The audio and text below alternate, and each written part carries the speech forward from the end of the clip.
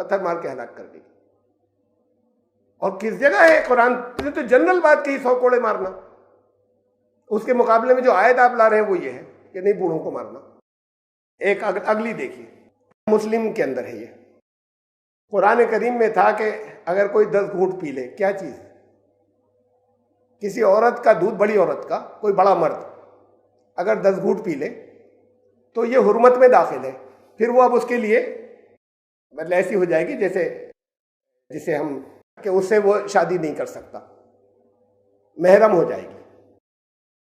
जैसे होता है कि भाई बहन महरम होते हैं, तो कोई बड़ा मर्द किसी बड़े औरत का दूध अगर पी ले 10 घूंट, लेकिन थोड़ा बहुत पी लिया 1-2 घूंट तब नहीं, 10 घूंट तक जाकर अगर पी ले तब वो उसके लिए महरम हो जाएगी। मुंह से बोलते हुए घिन आती जब ये, फिर ये हुक्म मनसूख हो गया और 5 घूंट पूरा मुझे बात को, फिर ये हुक्म मनसूख हो कैंसिल होकर एक दूसरा आया कि नहीं कोई 5 घूंट भी पिए तो फिर वो महरम बन जाएगी, यानी उससे निकाह नहीं कर सकते अगर किसी का दूध पी लिया है तो। 5, अब 10 वाली बात नहीं रही है, पहले 10 की इजाजत थी, अब 5 की है। 5 से कम अगर कोई पिए तो कोई बात नहीं, तब वो महरम नहीं होगी, तब उससे निकाह भी जायज है। इस पर फतवे हैं अभी करीब के दौर में, जहां ये फितना आया कि आज के दौर में बहुत सी लड़कियां या लेडीज ऑफिसर्स में काम कर रही हैं नामहरम मर्दों के साथ, फतवा दिया गया बहुत हाई लेवल से कि वो अपना दूध पिला दे, फिर कोई बात नहीं, फिर साथ काम कर सकते। बड़ा हंगामा मचा पूरी दुनिया में, बहुत मजाक उड़ाया गैर मुस्लिमों ने, बहुत ज्यादा। ये सब कुछ ये इन चीजें आ गई हैं इसके अंदर। अभी छोड़िए सब सनदों वनदों को, आपको कैसा लग रहा है? खैर, फिर आगे सुन लीजिए, अभी तो हदीस जारी है। फिर रसूलुल्लाह सल्लल्लाहु अलैहि वसल्लम वफात पा गए। हुजूर ने पहले 10 घूंट की बात कही थी, फिर कहा नहीं 10 नहीं 5 भी पिए तो वो महरम हो जाएगी। फिर हुजूर सल्लल्लाहु अलैहि वसल्लम की वफात हो गई और ये चीज कुरान पाक में तिलावत की जाती थी, कुरान में आई थी, अब नहीं है, गई कहां? वो वाली भी, रजम वाली भी, और ये भी। इसे कहते हैं आयत रज़ात कबीर, इसका नाम रखा गया आयत का। वो थे आयत रजम, इसका नाम रखा है आयत रज़ात। रज़ात मैंने दूध पिलाना, कबीर बड़ा, किसी बड़े को दूध पिलाना। आयत रज़ात कबीर ये थी, ये कह रहे हैं ये कुरान में थी, वो भी थी आयत रजम, अब नहीं है, गई कहां? और क्यों नहीं लिखी जा सकी थी? उसकी तो एक वजह आई, एक और भी वजह है। उम्मुल मोमिनीन हज़रत आयशा से रिवायत है कि ये रजम की आयत और बड़े आदमी को 10 बार दूध पिला देने की जो आयतें थी, ये दोनों आयतें एक कागज पे लिखी हुई मेरे तख्त के नीचे थी। वो गद्दे में टून दी थी उन्होंने, गद्दे के अंदर दबा दी थी जिसपे वो लेटते थे बिस्तर के। आप कर सकते हैं ऐसा? कुरान शरीफ का कोई अगर कि खुदा न खास्ता पेज अगर फट जाए कोई, तो उसे अपने गद्दे जिसपे लेटते उस गद्दे के नीचे दबा देंगे। और दुनिया में कौन कर सकता है? कौन मुसलमान? हजरत आयशा ने कर दिया था। ये अकेली थी कि उनके पास आई कहां से? उनको तो वो थी नहीं कातिब। हुजूर सल्लल्लाहु अलैहि वसल्लम जिन्हें डिक्टेट करते थे, जिन 4-5 लोगों को, उनमें से तो वो नहीं थी। वो अपने पास इकट्ठा करते थे। इनके पास कहां से आ गई? और इनके पास अगर इन्होंने सुनकर लिख भी ली थी तो फिर तो सैकड़ों और हजारों के पास होगी, एक ही जगह थोड़ी होगी, और हाफिजों को सबको याद होगी। लेकिन प्रॉब्लम ये कह रही है कि नहीं, सिर्फ मेरे पास थी और वो मैंने गद्दे के नीचे रख दी थी, जिसमें ये रजम की बात थी और बड़े को दूध पिलाने की। फिर जब हुजूर सल्लल्लाहु अलैहि वसल्लम की वफात हुई तो हम आपकी वफात में मशगूल थे। घर की पली हुई बकरी आई, वो खा गई कुरान की आयत, खत्म, इसलिए खत्म हो गई। घर की पली हुई बकरी आई और हमने किसी और सैकड़ों हजारों हदीसों में कहीं और नहीं पढ़ा कि हुजूर साहब ने बकरी पाली हुई थी। यहाँ एक बकरी भी थी, तो वो इन्होंने ऐसे रखी थी कि वो बकरी कुरान की आयत खा गई। और कहीं वो आयत थी नहीं दुनिया में किसी और के पास, सिर्फ इनके पास थी, हजरत आयशा की। किसी हाफिज को याद नहीं थी, और बकरी खा गई तो अब कहां से आए? थी तो। ये मजाक नहीं है कुरान के साथ, ये मजाक नहीं है, ये साजिश है। इमाम बुखारी ने साजिश नहीं की है। नौज़ु बिल्लाह, कोई ये मुझसे अगर ये समझ रहा हो कि क्या किधर लेकर जा रहे हैं, कहा बहुत से लोगों ने ये सब भी साजिश थे। अस्तगफिरुल्लाह, वो सब गलत फहमी में है। इमाम बुखारी ने नहीं की, इमाम मुस्लिम ने साजिश नहीं की, ये उसमें साजिश करके बात को चीजें डाली गई हैं, बात को चीजें घुसाई गई, कुरान में नहीं घुसाई जा सकती, उसमें और चीजों के अंदर उस वक्त के दौर को ही, आज की तरह थोड़ी कि जगह जगह टेप है और उसकी वीडियो रिकॉर्डिंग भी मौजूद है और कापियां मौजूद है और नेट पे इतनी जगह है।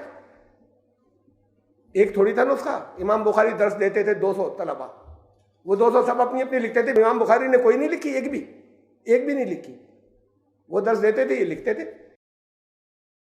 किसी एक शागिर्द को बैठ के डिक्टेट, और उसमें से हर 200 में से हर कॉपी या हर नुस्खा या जो है वो कहलाता था सही बुखारी।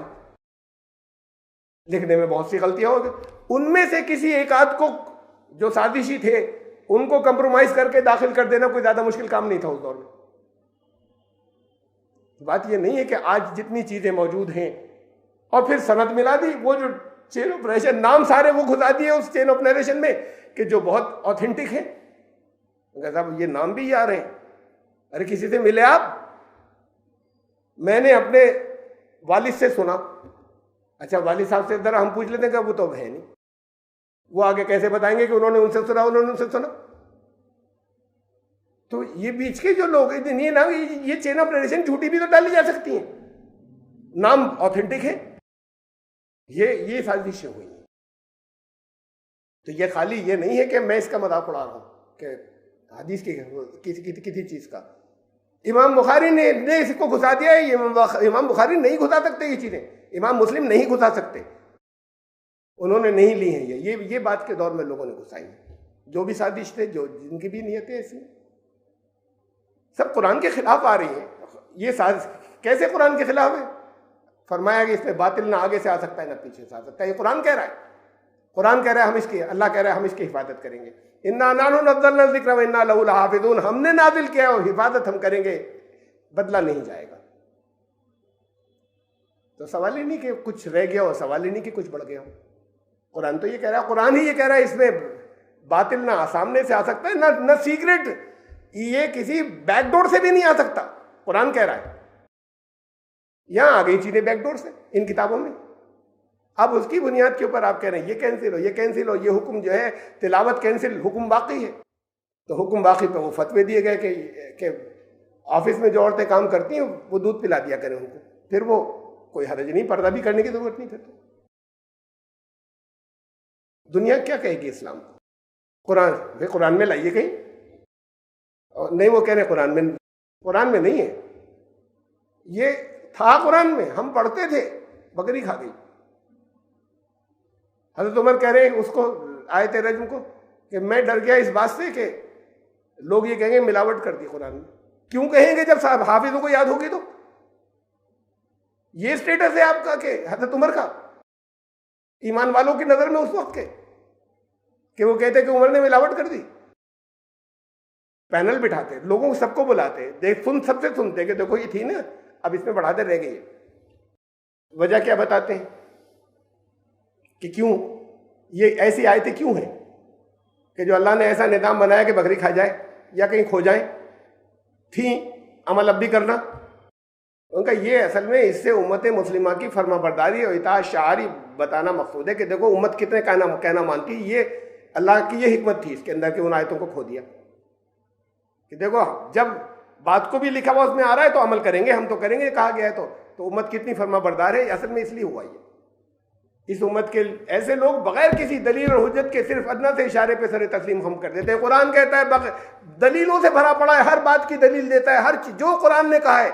अल्लाह को तो क्या अथॉरिटी नहीं कि वो किस बात का दावा नहीं करे, लेकिन अल्लाह ने जो कुछ फरमाया उस सबको साबित किया है, कुरान में भरा पड़ा है। और साबित भी उन चीज़ों किया है जिसे हम जानते हैं, कायनात की चीज़ों से साबित किया कि ये इसलिए ठीक है, ये इसलिए ठीक है।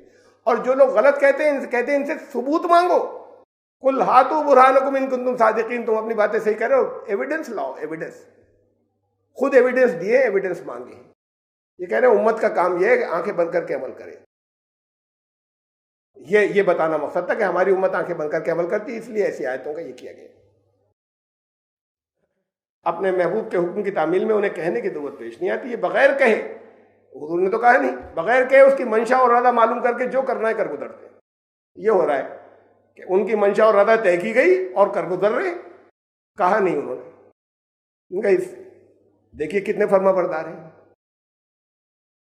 अब ये तीसरी तरह की मनसूख, ये है तिलावत और हुक्म दोनों गायब है, यानी नाजिल हुई थी गायब हो गई, लेकिन अमल भी नहीं करना है।